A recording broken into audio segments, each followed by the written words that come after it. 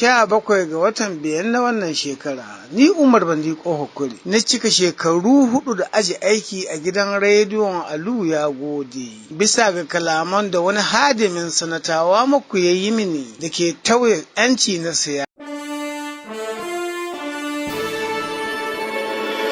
Ina ma abota sauraron gidan rediyon Alu Yagode kan Megahastis 4.3 a zangon FM. Kun yi gaman Qatar da samun ingantattun shirye-shirye masu cike da ilmantarwa, faɗakarwa tare da nishaɗantarwa, wanda Umar Bandi Kofar Kware ke gabatar muku a kowane mako. Da suka hada da shirin daga bakin mai ita, shirin da ke gayyato mawaka don su bayyana irin baiwar da Allah ya hore musu ta hanyar isar da sako, haɗi da bunƙasa harshen Hausa.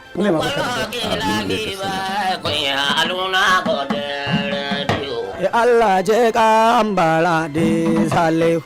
Shirin da ke zoma mai sauraro a ranakun Laraba da misalin karfe 1:30 a maimaita a ranar Asabar karfe 12:30 na rana. Da shirin na duke wanda ya kunshi noma da kiwo, inda yake gayyato ƙwararrun masana kimiyyar aikin gona da kiwo haɗi da masu yi da hannayensu domin ilmantar da al'umma akan wannan fannin. Ɗaya daga cikin alfanun noman shinkafa shine samar da abinci ga ƙasa. Kiwon kaji abu ne mai alfanu. Shirin da ke zoma masu sauraro a ranakun Alhamis da misalin karfe 8:30 na safe. Ga shirin hannu ne mai na kanka wanda ya kunshi hira da masu ƙananan sana'o'i don jin irin nasarorin da suke samu. Daure da ina aikin ƙarfi ne kuma daga baya na ga ya dace in rinka kasuwanci. Wanda ke zo mai sauraro da karfe 10 na safe a maimaita a ranar Lahadi da karfe 8 na dare. Sai shirin zakka da wakafi da hukumar zakka da wakafi ke ɗaukar nauyinsa domin a bayyana nasarorin da take samu wajen tafiyar da ayyukanta na yau da kullum da kuma tallafin da take baiwa al'umma. Inda Allah madaukakin sarki ya ki musu salata wa atu zakata, haka na ambaci a tsayar da sallah sannan kuma ku bayar da zakka. Shirin da ke zama mai sauraro ranar Talata da misalin karfe 8 na dare, wanda ake maimaitawa ranar Juma'a da misalin karfe 8:30 na safe. Uwa uba, shirin nan naku mai farin jini, shirin babbar magana wanda yake gayyato ƙwararrun masu sharhi kan al'amuran yau da kullum. Irin yadda nake ganin jami'an tsaro suna kai kawo a cikin jihar Zamfara. Koma bisa taswira a duba a ƙasa na cewa wannan tsananin yayi, kuma gaskiya a mulkin demokradiyya wannan tsarin ya saba. Shirin da ke zo mai sauraro a ranar Alhamis da misalin karfe 8 na dare, a maimaita ranar Lahadi karfe 10 na safe. Shirye-shiryen ba su tsaya a nan ba, domin kuwa akwai shirin rayuwa wanda ke baiwa jama'a dama su bayyana abubuwan da ke kona musu rayuwa da suke neman hanyar fita daga cikin halin damuwa akan ha'inci ko cin zarafi